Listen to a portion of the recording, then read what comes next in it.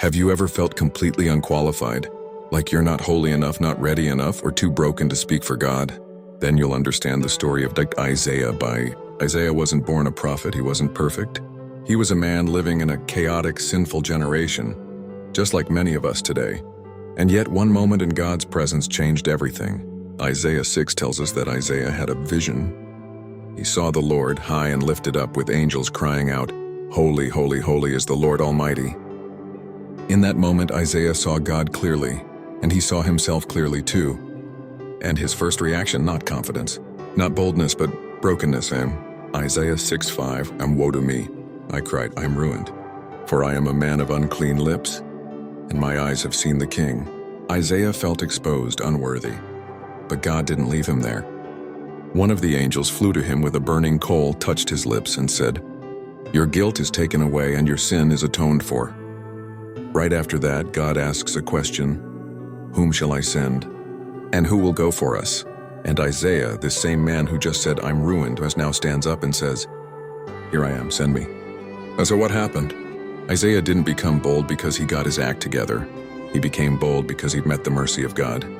He didn't become holy because he was religious. He became holy because he was unforgiven. And from that moment on, Isaiah became one of the most powerful prophetic voices in history. He spoke of judgment, yes, but he also prophesied hope, restoration, the coming of the Messiah. Isaiah 53 would later describe Jesus in detail. He was pierced for our transgressions. By his wounds we are healed. Isaiah saw Jesus 700 years before he came, and he wasn't even trying to build a platform. He was just saying your yes to God. So what does this mean for us right now? It means you don't need to be perfect to be used. You don't have to have it all figured out. You just need to step into God's presence and say yes.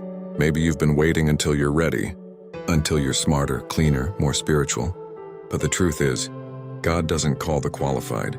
He qualifies the called. And if you've seen the brokenness in the world, if you feel that ache in your soul to speak truth, to bring healing, to share Jesus, that's your invitation. God is still asking, whom shall I send? And he's not looking for perfect. He's looking for how willing. So maybe this season your response is simple. Here I am. Send me, even if your voice shakes, even if your past screams you're not enough, even if you don't know where it leads, say yes, because when you stand in his presence, you'll realize it was never about your strength. It's always been about his grace. Have you ever felt completely unqualified, like you're not holy enough, not ready enough, or too broken to speak for God?